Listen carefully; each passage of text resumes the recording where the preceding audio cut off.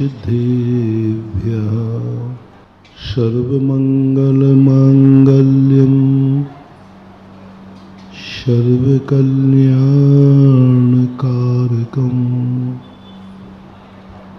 प्रधानं सर्वधर्माणां जैनं जयतु शासनम् जैनं जयतु शासनम्। पंच परमेष्टि भगवान के जय हो। आचार्य श्री गुरुवर कुंद कुंद महाराज की जय हो। आचार्य श्री गुरुवर विद्यासागर महाराज। निज शक्ति जागरण के सूत्रों के अंतर्गत अपन यह समझने का प्रयास कर रहे हैं कि यदि तुम्हें एक दिन ऐसी अपनी आत्मा की दशा करना है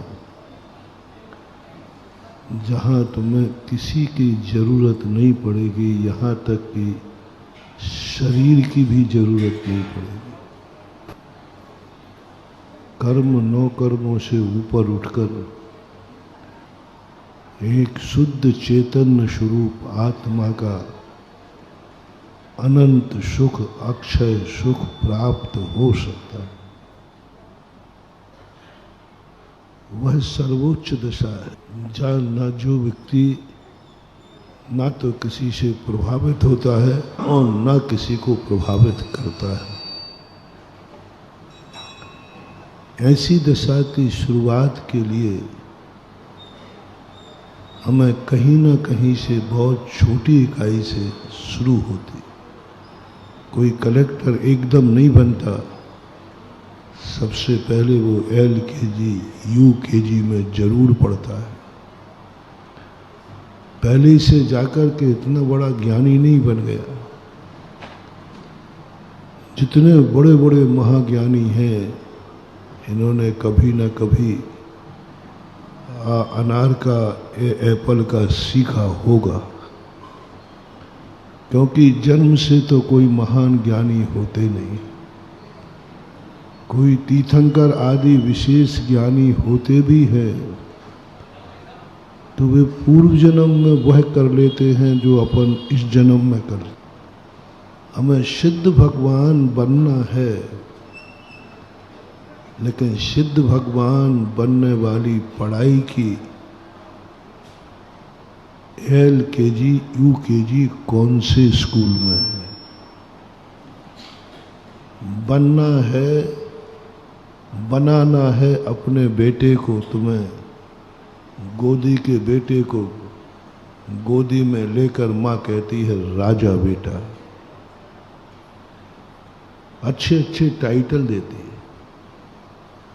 लेकिन जब उसके मन में भाव आता है कि मैं अपने बेटे को राजा बनाऊं,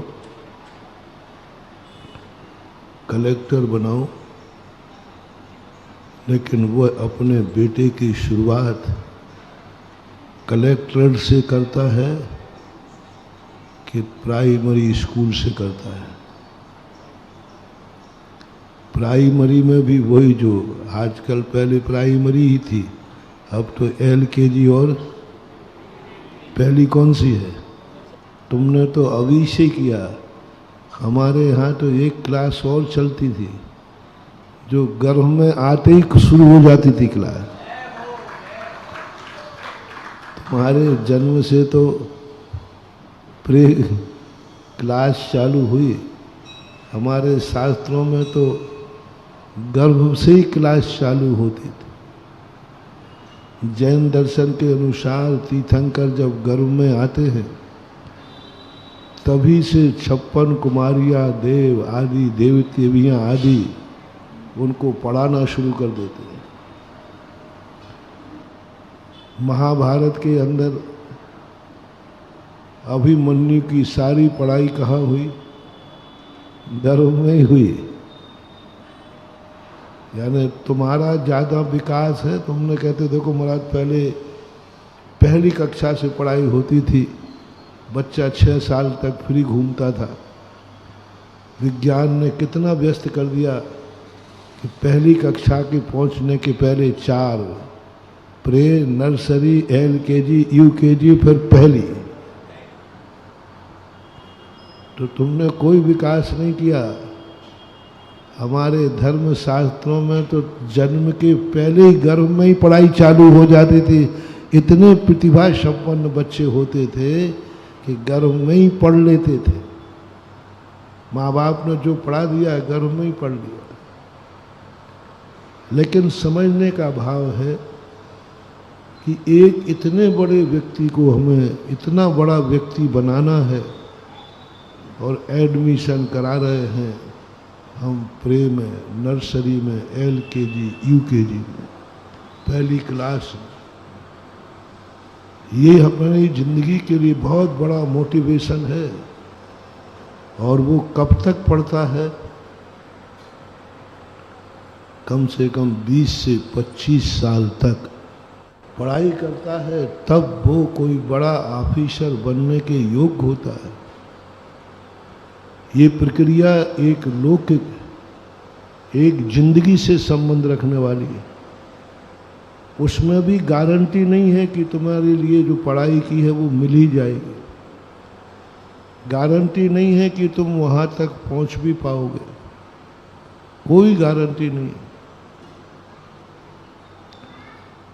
हम यदि धर्म के क्षेत्र में भी यदि सर्वोच्च स्थान पाना चाहते हैं, सम्यक दृष्टि सर्वोच्च स्थान पाना चाहता है कि मैं एक दिन धर्म से प्राप्त होने वाले सर्वोच्च स्थान को प्राप्त करूं, जिसे सिद्ध परमिष्टि कहते हैं। तुम अपने बच्चों को कराना चाहते हैं, हम अपने भक्तों को इतना बड़ा बनाना चाहते हैं। जिनवाणी माँ ने कहा कि हमारे जितने सपूत हैं एक दिन सर्वोच्च स्थान पर पहुंचे, लेकिन जब एडमिशन की बात आई तो उन्होंने कहा कि रुको, इनकी शुरुआत बहुत छोटे से करो, बहुत छोटे से करो। कितनी देर आपका प्रसम भाव रहता है, कितनी देर प्रसम भाव तो मैं बना नहीं रहा हूं।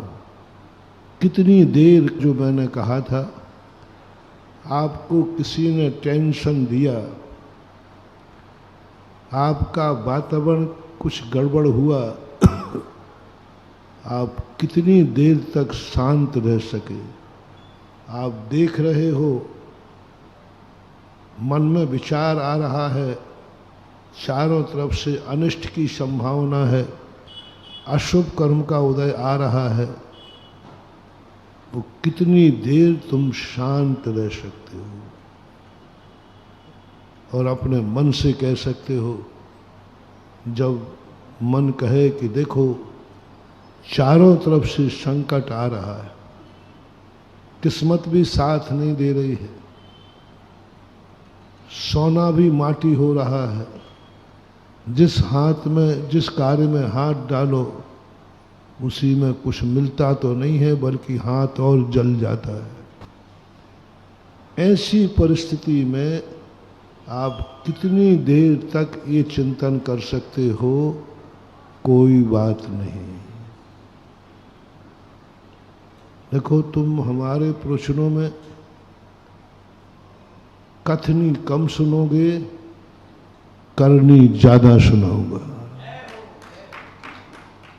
मुझे कागजी घोड़े नहीं दौड़ाना है, मुझे तुम्हें ज्ञान नहीं देना है, मुझे ज्ञान के साथ में आचरण भी देना है। और यही चीज हमारी जिंदगी को हम तुम्हें जिता पाएंगे। यही तो रावण ने पूछा था अपने मंत्री से कि हमारे पास सब कुछ ज्यादा है,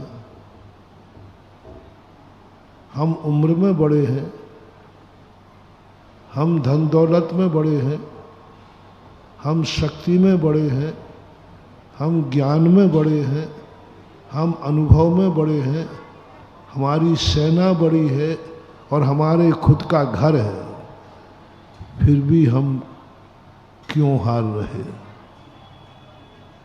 घर में ही हार रहे हैं। लंका में युद्ध था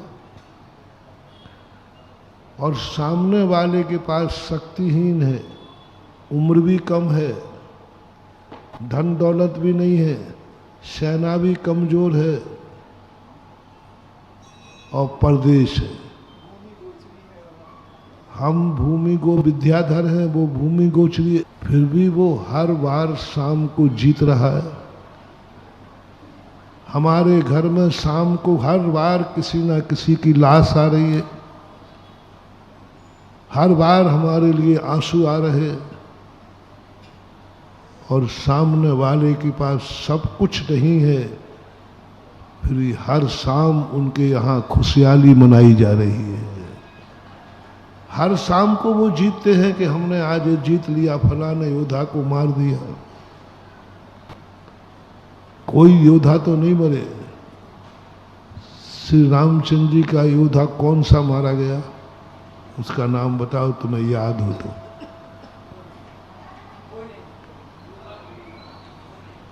प्रसिद्ध योद्धा बताओ। रामचंद्र जी के प्रसिद्ध योद्धा सुग्रीव था, मारा गया। रामचंद्र जी के विशुद्ध योद्धा जामवंत अंगद थे, मारे गए। जामवंत के महायोद्धा बजरंगबली थे, मारे गए। महायोद्धा पक्ष में विभीषण थे, मारे गए। लखन भैया की थोड़ी सी चोट आ गई थी लेकिन वो तो उनकी तो क्या है, कुलांट खाने की आदत थी लेकिन वो भी, कौन सा योद्धा मारा गया बताओ? मूल योद्धा। और रावण के पक्ष का कौन सा योद्धा बचा, उसका नाम बताओ। कौन सा योद्धा बचा? सभी तो निपटा दिए कुंभकर्ण गए, भाई गए, बेटे गए, सबके हर शाम को वहां पराजय की चीत्कार पहुंचती थी लंका में। युद्ध बंद होते ही पता चलता था लंका में फलाना योद्धा मारा गया, फलाना व्यक्ति मारा गया, फलाना। और श्री राम के मंडप में, काफले में शाम को दिवाली बनती थी, हमने फलाने योद्धा को जीत लिया है। क्या कारण है? किम कर्तव्य मूड हो गया रावण। बहुत बड़ा पौमिस्टर था, ज्योतिषाचार्य था, मांत्रिक था, तांत्रिक था। रावण बहुत बड़ा तांत्रिक माना जाता है, बहुत बड़ा तांत्रिक था रावण। तंत्र विद्या उसकी इतनी जबरदस्त थी,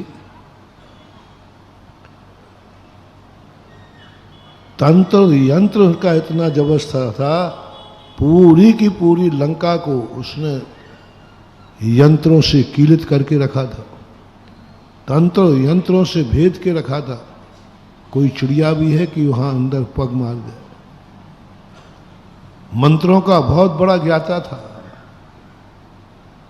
सिद्धियां तो उसको चुटकी बजाते होती थी।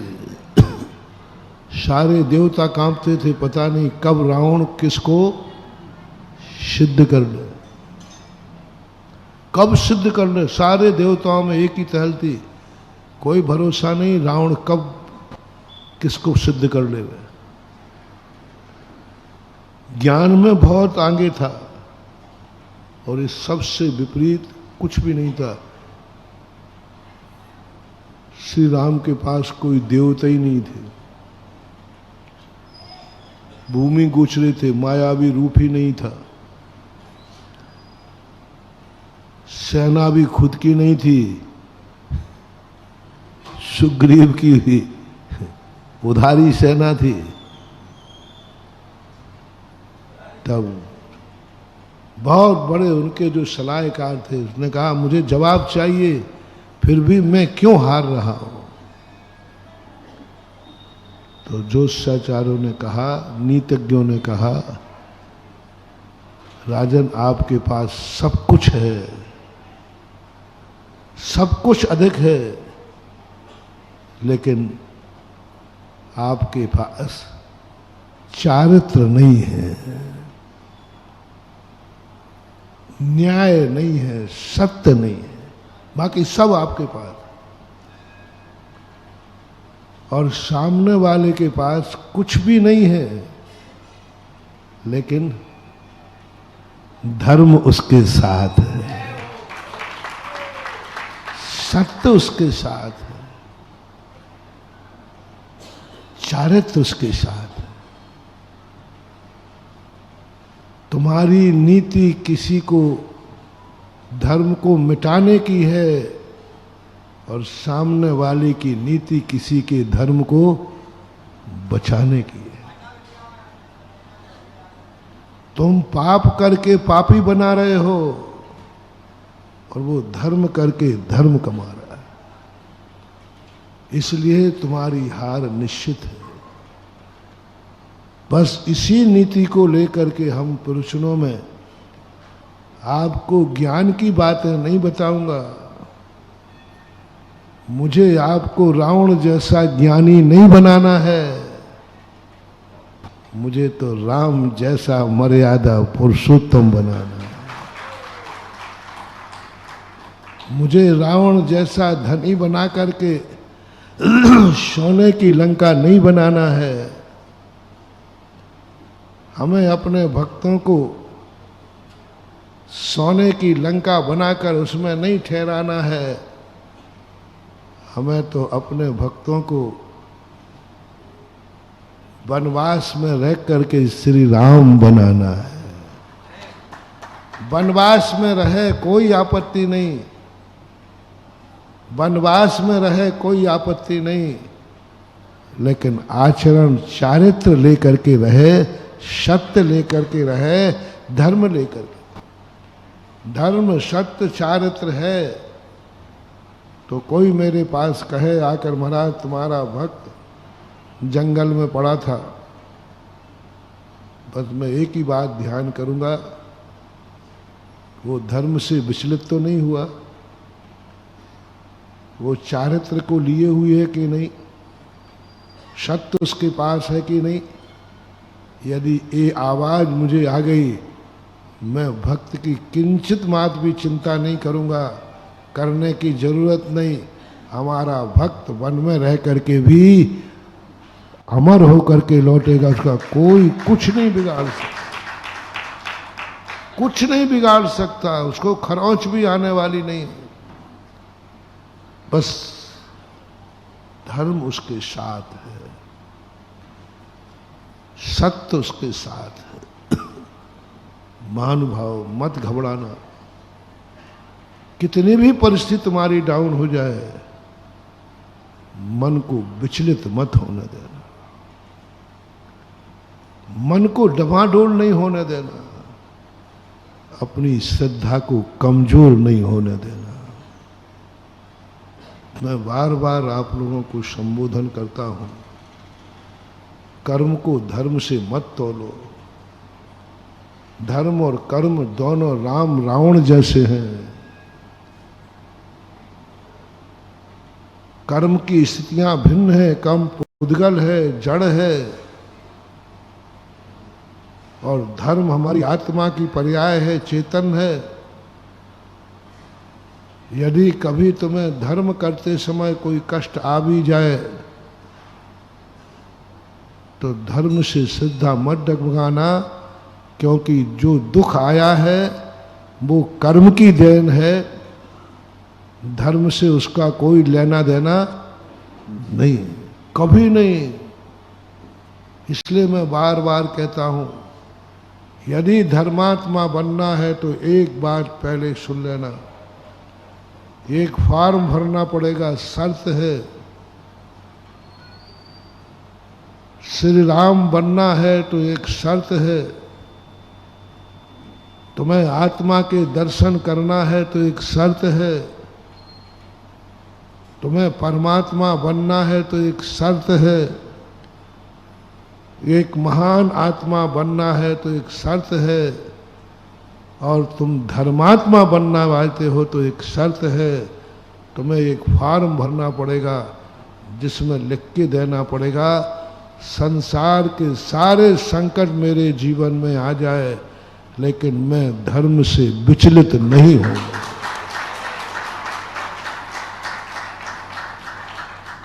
ये मत कि मैंने ये नहीं कहा है तुम धर्मात्मा बन जाओ तुम्हें कोई संकट नहीं आएगा। मैं झूठे मूठे आश्वासन तुम्हें देने वाला नहीं हूं। आ जाओ बेटा धर्मात्मा बन जाओ, धर्म करो, तुम्हें कोई संकट नहीं आएगा। ये सब लोहाओं ने व्यर्थ की चीजें हैं। मैं तो सीधा सीधा कह रहा हूं, धर्मात्मा बनोगे तो संसार के सबसे ज्यादा संकट आएंगे। आप देख लो, सोच लो, आपका निर्णय है। महाराज देखो आप ऐसा मत कहो, ये थोड़े बहुत अभी बैठे हैं मंदिर आ रहे हैं, ये भी बंद हो जाएंगे। कोई फर्क नहीं पड़ता, कोई फर्क नहीं पड़ता। धर्म को मानने वाला एक भी जीव नहीं रहे तो भी धर्म को कोई फर्क पड़ने वाला नहीं। धर्म अविनाशी है, शाश्वत है, कोई फर्क नहीं पड़ेगा। क्या फर्क पड़ता है? खेत में यदि तुम बोनी नहीं बोओगे तो खेत को क्या फर्क पड़ता है बताओ भैया? खेत को, बल्कि तुम जितना खेत को पड़ती पाड़ोगे ना तो वो और उपजाऊ और हो जाता है। क्या फर्क पड़ने वाला है खेत को? पड़ा है पड़ा है। गेहूं नहीं बोया तो नहीं बोया, पड़ा है खेत, उसका कुछ नहीं बिगड़ने वाला। धर्म का कुछ नहीं बिगड़ने वाला, तुम स्वीकार मत करो। भगवान का कुछ नहीं बिगड़ने वाला, मत आओ मंदिर, मत बनाओ मंदिर में, क्या फर्क पड़ने वाला है भगवान को? मत आओ प्रवचन सुनने, क्या फर्क पड़ने वाला है? क्या फर्क पड़ेगा बताओ? महाराज जी हम प्रवचन सुनने नहीं आएंगे तो आपको फिर गैस बनेगी, आपका मन नहीं लगेगा। कोई फर्क नहीं पड़ने वाला, कोई फर्क नहीं। प्रवचन नहीं देना हमारा स्वभाव है, प्रवचन देना तो हमारी मजबूरी है। क्या करें, तुम गिड़गड़ाते आए तो दया आ गई, कहें सीख गुरु करुणा। नहीं देना स्वभाव है, कभी भी भूल करके भी ये मत सोचना। बस ये, यदि मैं उसे धर्म मानते ही नहीं हो जो तुम ये मान के आए हो कि धर्म करने से हमारे दुख दूर हो जाएंगे, हम सुख मिल जाएंगे, हमारा जीवन बहुत अच्छा हो जाएगा, पूजा पाठ करेंगे तो सब ये पैटर्न है। लेकिन ये सेकंड है, मैं बताऊंगा, बाद में बताऊंगा। अभी तो पहले अच्छे अच्छे धर्मात्मा छांट लो। हाँ, पहले माल अच्छे ही खरीदूं, जब खरीदने को बाजार में ही आया हो तो। अच्छे अच्छे धर्मात्मा जो धर्म इसलिए करते हैं कि हमारे ऊपर संकट दूर हो जाएंगे, ये सेकंड नंबर के ग्राहक हैं। भगवान के पास जाएंगे तो हमारी सब इच्छाएं पूरी हो जाएंगी, ये सेकंड नंबर के ग्राहक। पहला नंबर का श्रावक वो चाहिए, संसार के सारे कष्ट आने पर भी यदि मुझे धर्म मिलता है तो उन कष्टों को मेरा निमंत्रण है, मुझे धर्म चाहिए।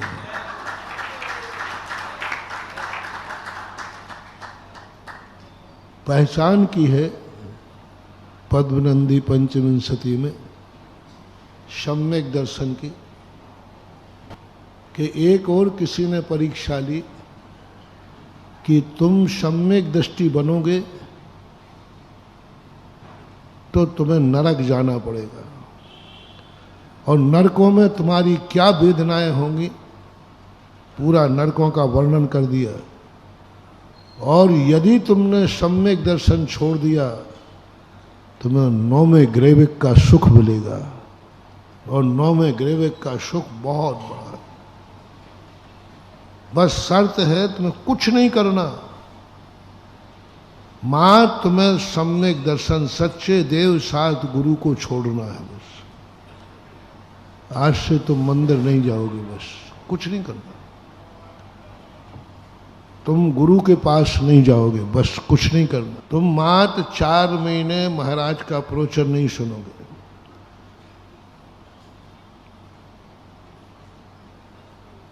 और तुम्हारे लिए कितना लोभ दे दूं? 1 लाख रुपया पर डे तुम्हारे बैंक में जमा होगा। अब थोड़ा कम में गड़बड़ हो जाता है ना। पर डे का कितना? बैंक में तुम्हारे सुबह हो शाम होते ही हो जाएगा। शर्त है कि तुम 4 महीने महाराज का प्रवचन नहीं सुनोगे। बहुत सस्ता सौदा है।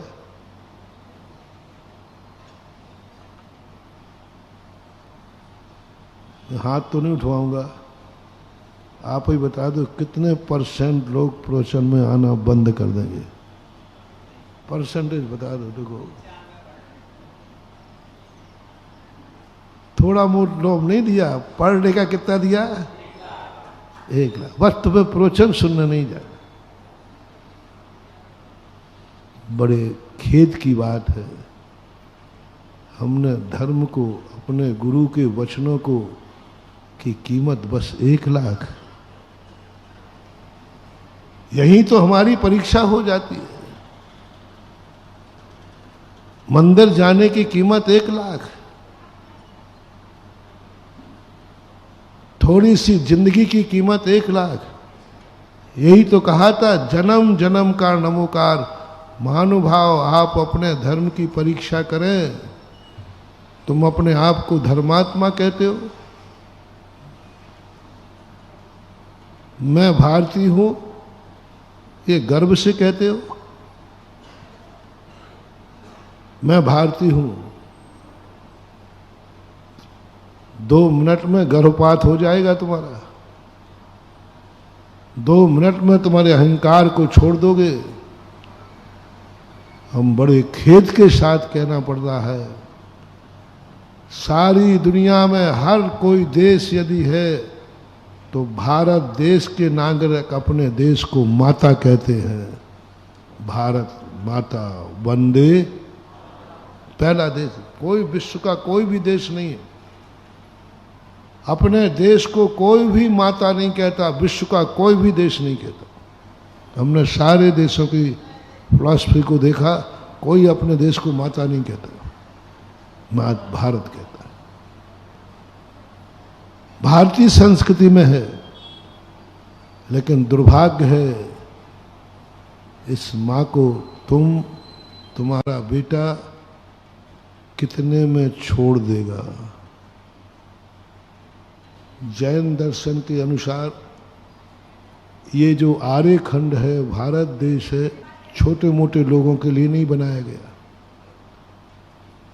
जैसे आप लोगों की सभा होती ना, तो आप लोग कुछ गद्दा लगा देते हैं, कुछ को ऊपर ये देखो ये बना दिया ना घेरा, ये चक्रवर्ती के लिए विशेष VIP कोटा है। ऐसे ही पूरे 3 लोक में भारत देश जो है ये VIP कोटा है, सफेद चादर है। तुम्हारे हमारे लोगों को नहीं बनाया था ये जो आर्य खंड बनाया है, ये तीर्थंकर जैसे महान आत्माओं के लिए सफेद चादर बिछाई है। 63 शलाका पुरुषों में तीर्थंकर यदि दुनिया में आएंगे, मान लीजिए जैसे राष्ट्रपति आएगा तो सभा में कहाँ बैठेगा? सबके साथ नहीं, उसका आसन बनाते हो आप। ऐसे ही 3 लोक ने व्यवस्था की कि भगवान का जन्म होगा तो वो कहाँ जन्मेंगे? जहां चाहे, कहीं भी जन्म जाए नहीं। 3 लोक में स्पेशल स्थान होना चाहिए जहां 63 शलाका पुरुष जन्मेंगे, जिनका नाम है आर्यखंड भारत देश। तुम्हारे लिए नहीं था। जो तीर्थंकरों के लिए चादर बिछाई। आप लोगों को मैं देखता रहता हूं, कई कमेटी के लोग कोई वीआईपी लोगों के लिए चादर बिछाते, चादर पीछे वाला पट्टा धीरे धीरे खिसक करके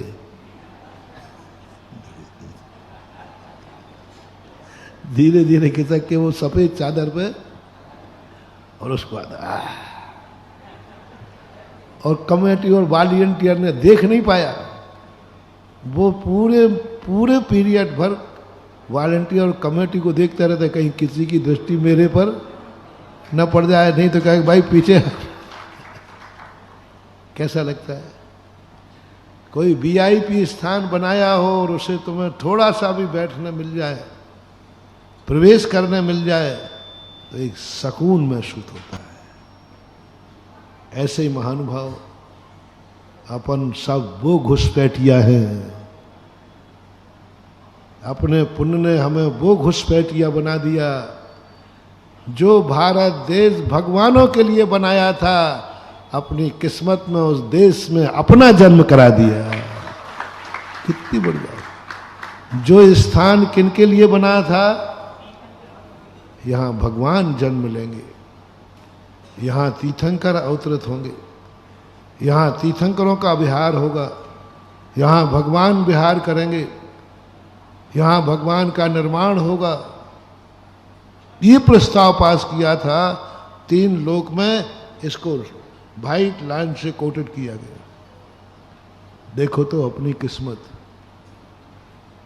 कहां तीर्थंकर के लायक स्थान, और अपनी किस्मत ने देखो ऐसे आर्य खंड में अपना जन्म हुआ। बोलो तुम भारतीय हो कि नहीं? भारत में जन्म हुआ कि कहाँ हुआ? हाँ, पहला सौभाग्य महानुभाव। पहली आनंद की अनुभूति करो, अपने कर्म को थैंक्स कहो, अपनी खुद की पीठ ठोको कि मैं कितना भाग्यवान हूं। दुर्भाग्य नहीं, मैं कितना, क्योंकि मेरा जन्म, बस इतना ही बहुत है। मेरा जन्म भारत में हुआ और मेरा पुण्य है कि नहीं? सुनो रे दरिद्रों, गरीबों, रोने वालों, बस इतना सा तुम बता दो, तुम दरिद्र हो, खाने नहीं, पीने नहीं, कुछ भी नहीं तुम्हारे पास, बस इतना बता दो तुम्हारा जन्म कहाँ हुआ। भारत देश में जाओ, तुम जैसा 3 लोक में तुम बहुत बड़े भाग्यवान हो। मत कहो, कोई पूछे तुम गरीब हो, तुम दरिद्र हो, तुम दुखी हो, तुम्हारी किस्मत खराब है, तो तुम कह देना जी, क्या कह देना? हाँ, किस्मत तो खराब है, मैं दुखी भी हूँ, खराब है, मैं गरीब भी हूँ, सब तरफ से कह लेना। लेकिन मुस्कुराते हुए कहना, भाई साहब ये टाइटल तो तुमने सब दिए, लेकिन मैं एक दृष्टि से भाग्यवान हूँ। बोले तू भाग्यवान कहाँ से दिखता है? बोले मेरा जन्म भारत में हुआ है। बस महानुभाव, इतनी अनुभूति कर लो, इतना गर्व कर लो। जाओ, जब तक तुम्हें भगवान नहीं मिलेगा, तुम भगवान नहीं बनोगे। तुम्हारा जन्म विधेय क्षेत्र में होगा। बस तुम्हें इतना करना है, बहुत छोटा सा टिप्स है। कैसी भी परिस्थिति हो जाए, कैसा भी दुर्भाग्य आ जाए, तुम्हें एक सौभाग्य की अनुभूति करना है। सब तरफ से मेरी किस्मत फूटी है, लेकिन मेरा जन्म, बोलो रिपीट, अब आप क्या कह रहे हो? आधा हम बोलते, आधा तुम बोलो। क्योंकि मेरा जन्म, बस ये आनंद तुम मनाओ, गारंटी देता हूं अगला भाव तुम्हारा भगवान जहां होंगे वहां होगा, विधेय क्षेत्र में होगा। तुम मात इतना कहो कि मेरा जन्म वहां हुआ जहां भगवान जन्मते, मेरा जन्म वहां हुआ जहां भगवान ने विहार किया, मेरा जन्म वहां हुआ जहां भगवान ने निर्माण प्राप्त किया। हमारे और भगवान का एड्रेस एक है।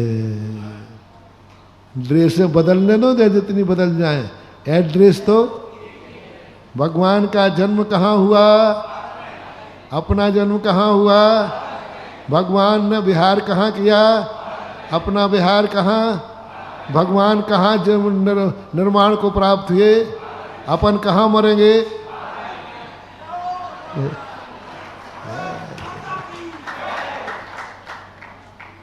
तो कहाँ हम भगवान से अलग हैं। भगवान की जन्मभूमि हमारी जन्मभूमि एक है। भगवान के रहने का स्थान हमारे रहने का स्थान एक है। भगवान के मरने का और हमारे मरने का स्थान एक है। बस अब कहाँ हम भगवान से जुदा हैं। कर्म कहेगा इसको अब अलग मत करो, इसको अगला भाव वहीं दे दो जहां पर भगवान मिलेंगे वहां पर। लेकिन खेद के साथ मैं कह रहा हूं, खेद के साथ सबसे ज्यादा तुम बेच दोगे इस पुण्य को, छोड़ दोगे तुम इस पुण्य को। कितने में छोड़ रहे? मैंने एक दिन कहा था ना, विश्व में सबसे ज्यादा एनआरआई किस देश के हैं? सबसे ज्यादा भारत के लोग विदेश में रहते हैं। प्राय विश्व की एक भी कंट्री नहीं बची जहां कोई ना कोई भारतीय ना रह रहा। हर देश में एनआरआई। और कितने विदेशी हैं जो भारत में रहते हैं? भारत में एनआरआईयों की संख्या कितनी है? लेकिन भारतीयों की सबसे ज्यादा संख्या। और दुर्भाग्य है कि हमारे जितने अच्छे माइंडेड लोग हैं, जितने अच्छे धनवान लोग हैं, जितने अच्छे पुण्यवान लोग हैं, वे भारत से छोड़कर जाकर विदेशों में अपनी अकल का, अपने धन का, अपने हुनर का विदेशों को समृद्ध कर रहे हैं। और जिस जन्म लिया जिस भूमि को, उसकी कोई फिक्र ही नहीं है। वे यही बेटे हैं जो एक व्यक्ति अपने बेटों के सुख के लिए माँ बाप को तड़पता हुआ छोड़ करके चला जाता है। भारत में रहने वाले एनआरआई सुनो, मात अपनी संतान के खातिर अपने माँ बाप को छोड़कर कितने लोग चले जाते हैं। दो में सुख है, या तो माँ बाप को तुम सुखी रख पाओगे या अपने बच्चों को सुखी रख पाओगे। दोनों में से कितने % लोगों का पलड़ा किस तरफ जाएगा? बच्चों का सुखी और माँ बाप का सुखी, दो में से एक रखोगे। कितने % बच्चों की तरफ लुढ़केंगे? जल्दी बोल दो, सब बच्चों वाले बाप बैठे हो। 90-95% बच्चों की तरफ लुढ़क जाएंगे। माँ बाप के दुख, माँ बाप का बुढ़ापा, माँ बाप के आंसू आपको कुछ भी प्रभावित नहीं करेंगे। बोले ठीक है, अब इनकी किस्मत में जो लिखा है तो भोगेंगे। हम भारत में विहार करते हैं, 10-10 बेटे जिनके हैं पुराणों में, आज उनके माँ बाप नौकरे हाथ के रोटी और पानी खा रहे हैं, पी रहे हैं। एक माँ बाप ने 10 बेटे पाल करके बड़े कर दिए, लेकिन 10 बेटे मिलकर एक माँ बाप का बुढ़ापा नहीं निकाल पाते। उस माँ बाप को 10 बेटे भार नहीं थे, और 10 बेटों को एक माँ बाप बोल दो ना, भार लग जाते हैं। इससे बड़ा दुर्भाग्य क्या होगा? 10 यही मोटिवेशन मैं दे रहा हूं, निज शक्ति जागरण। तुम्हें यदि ये गर्व है कि मेरे सब तरफ से किस्मत फूटी है, लेकिन मेरा एक भाग्य है कि मेरा जन्म, बस यदि ये गर्व है तो नियम कर लो, हम किसी भी लोभ में आकर हम अपने भारत देश को नहीं छोड़ेंगे। गरीबी है तो गरीबी में रहेंगे, जो कुछ भी हमारी हुनर है हम अपनी भारत माता को देंगे, इसी को पुष्ट करेंगे, इसी को समृद्ध करेंगे। हम इंजीनियर हैं तो यहाँ की बिल्डिंग अच्छी बनाएंगे, हम डॉक्टर हैं तो अपने भारत के भाइयों को, अपने माँ के सगे भाइयों का हम इलाज करेंगे। हम यदि ज्ञान में मास्टर हैं तो हम अपने भाइयों को अपना ज्ञान देंगे और ज्ञानी बनाएंगे, क्योंकि हमें भारत में। लेकिन बहुत खेद के साथ कहना, थोड़े से डिफरेंस में, थोड़े से पैकेज में सारी दुनिया भारत को मूर्ख मानती है। अंग्रेज लोग क्या शब्द बोलते थे, आप बोल दो ना, ब्लडी, ऐसे कुछ कहते थे, ब्लडी, मूर्ख, इडियट, ये शब्द थे उनके, हमेशा एक बोलते थे। और किसी भी देश को, अमेरिका वाले, इंग्लैंड वालों का हमने पूरा इतिहास पढ़ा, उनका राज्य बहुत विश्व में सब जगह रहा, लेकिन उन्होंने किसी भी देश को इडियट, मूर्ख नहीं कहा, ब्लडी नहीं कहा, अमेरिका को नहीं कहा। अमेरिका में भी ब्रिटेन का राज रहा, बहुत देशों में राज रहा, लेकिन किसी भी देश को वो मूर्ख नहीं कहते थे, लेकिन भारत को कहते थे। अमेरिका के लिए वो कभी मूर्ख नहीं कहा, उन्होंने कहा अमेरिका में सावधान, वहां सब बुद्धिमान लोग रहते हैं। जितने देशों को कहा, जब भारत की बात आती थी तो मीटिंग में, क्या किसकी बात कर रहे, भारत की, ब्लड है, मूर्ख है। मैंने कहा क्यों, भारत को ही मूर्ख शब्द की उपाधि क्यों मिलती थी? मैंने खोजने पर महानुभाव एक बहुत बड़ा वक्ता हुआ है, राजीव दीक्षित, बहुत बड़ा वक्ता था। हर साल हमारे सानिध्य में उसके 2-3 कार्यक्रम होते ही थे। उसने कहा महाराज, इसके 2 कारण उसने खोजे थे। एक सबसे बड़ा कारण है, कितनी भी मूल्यवान वस्तु हो, भारत पैसों में बिक जाता है। व्यक्ति पैसे में, लोभ में आकर के कुछ भी करने को तैयार हो जाता है। पैसे का इतना मूल्य है इसके अंदर कि सब कुछ बेच देगा पैसे के लिए। मालूम है, अंग्रेजों की एक नीति थी कि भारत के लोग जब तक दूध पीते रहेंगे तब तक उनको कोई पराजित नहीं कर पाएगा, और कर पाएगा तो वो उतने अंडर में नहीं रह पाएंगे। तो वहाँ मीटिंग हुई कि दूध बंद कराओ, चाय चालू करो। तो आवाज दी कि नहीं, भारतीय लोग दूध को इतना पवित्र मानते हैं कि वे दूध पिए बिना अपना जीवन का वो नहीं माने, वो छोड़ने वाले नहीं है। तब एक ब्रिटेन अंग्रेज ने खड़े होकर कहा, किन मूर्खों की बात कर रहे हो, भारतीय लोगों की? बोले हाँ। बोले कुछ नहीं है, जाओ चाय की प्याऊ खोलो और चाय देना, तो चाय पिएगा उसको 5 पैसे मिलेंगे। देखना कितनी बड़ी हमारी कमजोरी। बोले चाय का प्रचार करना है, खूब होगा, बस उसके पीछे क्या लगा दो, 5 पैसे। मुझे सुनाया था एक दादाजी ने, 5 पैसे और 1 मग चाय मिलती थी। चाय पीते थे हमारे गरीब बच्चे, चक्कर आता था उनको पीती पहले, लेकिन किस लोभ में पी जाते थे भैया, हैं? 5 पैसे के लोभ में चाय पीते थे, चक्कर आता था, लेकिन उस समय 5 पैसे की बहुत बड़ी कीमत थी। प्याऊ खुलती थी, जैसे पानी की प्याऊ होती ऐसे लगते थे, थड़ी लगती थी।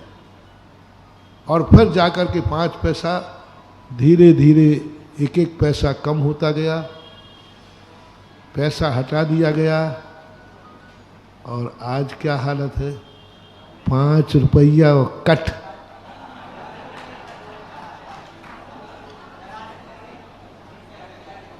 कहा 5 पैसा और एक मग था, मग तो सब जानते होंगे, 5 पैसा था, जितनी चाहिए उतनी पियो, और 5 पैसा लो, एक मग पर 5 पैसा, एक मग पर 5 पैसा, कोई 2-2 3-3 पैसे किलो। और आज हालत क्या हो गई, आज दूध बच्चा देखना नहीं चाहता, दूध आप पीना नहीं चाहते, संस्कृति मिटा दी। 5 पैसों में हमने अपने माँ के दूध को छोड़ करके विदेशी की चाय गटकने लगे, और आज उसके बिना बताओ कौन सा घर बचा है। और हमारा दूध था, भारतीय संस्कृति थी, जिसके लिए हमारे भारतीय संस्कृति में बहुत बड़ा, सुबह उठ करके दूध पीते इसलिए थे कि सबसे पहले दूध का दर्शन ही मांगलिक होता है। अब आज तो उठते ही तुम क्या देखते हो, दूध का गसोरा, दूध का गिलास जब तुम्हारे सामने आएगा तो महानुभाव शगुन होता है। ज्योतिष शास्त्रों में भी लिखा, कहीं कोई मुहूर्त आदि नहीं मिल रहा हो, कोई आदि दिशा नहीं मिल रहा हो, तो उसे दूध दही खिला देना, जाओ उसके सारे अमंगल टल जाएंगे। ऐसा उल्लेख आता है, तंत्र विद्या में आता है कि कहीं कोई सगुन नहीं है, भेद नहीं है, ठीक है उसको दूध पिला दो, दही खिला दो 1 चम्मच। जो दूध दही का दर्शन सगुन था, खाना पीना मंगल था, आज वो पूर्णता हमारे घरों से हट गया, और उसका स्थान किसने ले लिया, चाय महानुभाव अमंगल है, अब शगुन है। चाय को देखना अब शगुन है, पीना अब शगुन है, चाय को देखना ही अब शगुन है, एक छोटा नशा माना जाता है। शराब है, गुटखा है, तमाकू है, ये सब ज्योतिष शास्त्रों के अनुसार अशुभ माने गए। और आप सबसे पहले बैड टी, उठते ही किसका दर्शन हो रहा है, अब क्या हम तुम्हारा शगुन करें। वो जीत गए, वो जीत गए महानुभाव। 5 पैसों में हमें लूट लिया, 5 पैसों ने हमारी संस्कृति लूट ली, हमारा शगुन लूट लिया। और आज देख लो सब क्या हो स्थिति बन गई। तो उनका एक ही कहना था कि भारत के लोभ दे दीजिए। बोलो, शेयर करना, बुरा नहीं मानना, अपने देश की, अपने घर की अपन खुद बुराई कर रहे, घर में बैठ के, दुश्मनों के सामने नहीं कर रहा हूं। अपनी कमी अपनों के सामने कहने में कोई बुराई, क्योंकि बाप बेटे की बुराई कर रहा है। अपनी कमजोरी इसलिए बता रहा हूं कि शायद ये कमजोरी सुधर जाए, इसलिए बता रहा हूं। शायद कोई, लाखों लोग सुन रहे हैं, शायद कोई किस बात को सुनकर चाय छोड़कर दूध पीने लग जाए तो मेरा प्रवचन सफल हो जाए। आ जाए किसी के मन में कि क्या बात है, मैं तो चाय को अच्छी समझ रहा था, चाय ये चीज है। मेरे गुरु से मिला मुझे कि चाय हमारे भारत का पेय नहीं था, भारतीय पेय नहीं है। हमारे भगवानों ने, हमारे महापुरुषों ने, हमारे पूर्वजों ने चाय पीकर के भारत की रक्षा नहीं की है, दूध पीकर के रक्षा की है। दूध है ये स्वाभिमान, इसका करो, बहिष्कार करो, घरों में से निकालो, इसके घरों में से, और कराओ दूध का प्रवेश। बहने दो दूध की नदियां, बहने दो घरों में दूध दही के दहेड़े। देखो कितना बड़ा रूप अपने जीवन में आता है। चाय को अपनी जिंदगी में इतने आदी हो गए, इतने आदी हो गए, क्या हो रहा है। शायद आओ अब हम आजाद हैं, आओ गरीबों का पेय सबसे ज्यादा कौन पी रहा है? अमीर पी रहे हैं। गरीबों का पेय अमीर पी रहे हैं। प्याऊ खुली थी गरीबों के लिए, 5 पैसे के लोभ में पी जाएंगे, लेकिन उसने ऐसा असर दिखाया कि गरीब तो फिर भी कभी दूध पीते मिल जाएगा, लेकिन अमीर चाय कॉफी के बिना जिंदा ही नहीं रहते। अमीरों तुम्हारा पेय नहीं था ये। अमीरों के घर में चाय का प्रचलन बंद हो जाए और दूध चालू कर दें कि हमारे गुरु ने बताया कि हमारी संस्कृति, और आपसे पूछ रहा हूं, आप भी खोजिए, बहुत बड़ी चीज लौट आ गई। आओ आओ हम लौट चले, आओ हम अपने घर, आओ हम अपनी गोद, माँ की गोद में लौट चले। आओ आओ, कोई बात नहीं, अभी तक हम भूले रहे, चाय पीते रहे, आज हमें ज्ञान हुआ, नहीं, आओ हम लौट चलें और हमारे घरों में सुबह उठ करके हर व्यक्ति के घर में ओरिजिनल भारतीय संस्कृति को लाना है। तो एक अभियान जगाओ, जब भी बालक सुबह उठेगा उसके सामने दूध का गिलास होगा, चाय का कप नहीं। दूध का गिलास होगा, दूध पिएगा। और यदि ये अभियान अपन ने जाग लिया तो अंग्रेज जीत करके भी हार गए, हम भले आजाद हो गए हैं, लेकिन अंग्रेजों के संस्कार अभी हमारे पास। बाबू चले गए लेकिन बाबू छोड़ गए। क्या कहा भाई? उनको बाबू बोलते थे, बताते हैं, बाबू चले गए लेकिन बू छोड़ गए, चाय छोड़ गए, दुर्गंध छोड़ गए। और लोग उसी में, कोई ये बताता चाय में ये गुण है, चाय में ये गुण है। अरे गुण तो सभी दुनिया में किसी ना किसी में होता है, लेकिन दूध का नुकसान कितना है ये बताओ। दूध के छोड़ने का नुकसान कितना है ये बताओ। बच्चों का जीवन देखो, बच्चों की नस्लें देखो, बच्चों का शरीर देखो। चाय पी पी करके तुम पैदा करते हो, चाय पी पी करके वो गर्भ में पलता है, और चाय पी पी करके उसका बचपन निकलता है। शरीर के अंदर जो प्रतिरोधक क्षमता है वो रही नहीं,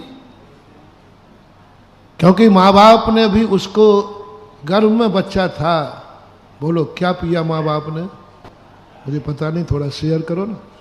चाय पी तो बच्चे को भी क्या मिलेगा भैया? चाय मिली। क्या बनेगी उसकी नस्ल? क्या बनेगी उसकी नस्ल? जन्म लेने के बाद उसको दूध मिलना चाहिए था, वो चाय से शुरू कर रहा है, क्या बनेगी? वो तो मरेगा बेचारा अकाल में। आएंगी 17 बीमारियां। जब माँ के पेट में, गर्भ में बच्चा होता था तो पाव भर का गिलास नहीं, किलो आधा किलो सीधा पीने को मिलता था। सवाल तुम्हारा नहीं है, सवाल बच्चे का। आओ हम लौट चले, आओ हम लौटें, हम दुनिया का विकास करें लेकिन संस्कृति का नाश न करें। दुनिया का विकास करें लेकिन संस्कृति जिससे नाश होती है वो नहीं करना। सच्चा हिंदू है, सच्चा अपने आप को भारतीय कहता है, सच्चा महावीर राम हनुमान का भक्त कहता है। तो एक ही बात का घरों में अभियान हो जाए, आज के बाद प्रातः उठते ही हमारे भारतीय व्यक्ति के सामने चाय का प्याला नहीं, दूध का गिलास हो जाए। एक छोटी सी काम, शुरुआत करो। तुम्हारा यदि नहीं चलती है घर में तो अपने आप से शुरुआत करो कि आज मेरे गुरु ने बताया है, मैं पीऊंगा तो दूध पीऊंगा, यदि शक्ति नहीं है तो हम नहीं पिएंगे, लेकिन हम विदेशी माल तो नहीं पिएंगे, चाय तो नहीं पिएंगे। बस चले तो घर में लगा दो आर्डर, बस चले तो अपने मोहल्ले को सुधार दो, बस चले तो अपने गांव को सुधार दो, बस चले तो अपने देश को शुरुआत करो, आवाज उठाओ। महाराज जी अब आज के चाय के जमाने में कोई नहीं सुनने वाला महाराज जी, कोई मानने वाला नहीं है, और हो सके तो महाराज आप भी इसी में शामिल हो जाओ तो तुम बहुत गड़बड़ हो। तुम यही कहोगे महाराज जी आप भी हार में चाय लेने लग जाओ तो हम लोगों को बड़ी सुविधा। नहीं, शुरुआत करो। ये कभी मत सोचना चाहिए आवाज लगाते समय, कदम उठाते समय कौन सुनेगा मेरी। अब आज इस चाय के युग में दूध की बात करना, महाराज लोग हंसी उड़ाएंगे आपकी। बाबा कौन से आदम कहवाने की बात कर रहा है, उड़ाएंगे। महाराज चाय बंद की कल्पना कर रहे हैं। आज के युग में कुछ नहीं होने वाला, चिंता मत करो महानुभाव। यही यदि मंगल पांडे सोच लेता तो कि यहां कौन सुनने वाला है, यहां कौन है हमारा, सारी दुनिया के अंदर सब राज उनका हो गया, कौन सुनेगा, कौन मेरी सुनने वाला है, कोई नहीं सुनने वाला है। इसलिए हमें शांत बैठना चाहिए। मंगल पांडे की आवाज ने कहा कोई मेरी सुने या न सुने, लेकिन कम से कम आवाज लगाने का हिम्मत तो है। उसको जानते थे कि कोई उसकी सुनने वाला, और था भी नहीं वहां सुनने वाला। जिसने सुना उसी ने गोली मार दी। लेकिन बारे बहादुर, जिसकी दुनिया में कोई सुनने वाला नहीं है फिर भी आवाज लगाने की हिम्मत करे, उसी का नाम बहादुर होता है। जिसके सब सुनने बैठे हैं उसको सुनाना कोई बड़ी बात नहीं है, लेकिन जिसकी कोई सुनने वाला नहीं है फिर भी वो कहता मैं आवाज तो लगाऊंगा, इंकलाब। यदि वो आवाज नहीं लगाता महानुभाव तो आज अपन आजादी का जश्न। इसलिए मैं कह रहा हूं कोई तुम्हारी आवाज में जान रहा हूं, मेरी आवाज कोई सुनने वाला नहीं है, मेरे भगत भी मेरी बात मानने वाला नहीं है। किसका नाम ले लूं? मेरा भगत भी, मेरे चक्रवर्ती भी, मेरी पंचायत कमेटी के सदस्य भी नहीं मानेंगे, मुझे मालूम है। कोई मेरी आवाज सुनने वाला नहीं है, लेकिन मेरी आत्मा ने कहा है कोई सुने या नहीं सुने, तू आवाज लगाने की हिम्मत कर। उज्ज्वल मानतुंग आचार्य महाराज ने भक्तांबर में कहा, हे भगवान मैं आपकी स्तुति करने खड़ा हुआ हूं, मेरे से आपकी स्तुति बनेगी नहीं, क्योंकि आपकी स्तुति करने वाले तो बड़े बड़े देवता हैं, इंद्र हैं, बड़े बड़े ज्ञानी पंडित आपकी स्तुति करते हैं, मैं तो मूर्ख आदमी हूं, तो मेरी स्तुति तो बनेगी नहीं। मेरी सारी दुनिया में लोग हंसी उड़ाएंगे, मुझे मालूम है, लेकिन फिर भी मुझे मालूम है कि मेरी हंसी उड़ेगी, फिर भी मेरी आत्मा कह रही है मैं तो तेरी भक्ति करूंगा। निशक्ति जागरण सूत्रों में देश शक्ति जागरण का अभियान की बात हमने कही। देश शक्ति जागरण, देश को समृद्ध बनाना है, एनआरआईओं को रोको। देश को समृद्ध बनाना है, विदेशी वस्तुओं की उपभोग कम करो, बंद करो। देश को समृद्ध बनाना है तो अपने बच्चों को अपने स्कूल में पढ़ाओ। देश को समृद्ध बनाना है तो अपने भारत की मेडिसिन को बनाओ और उसी को खाओ। आओ हम महावीर भगवान की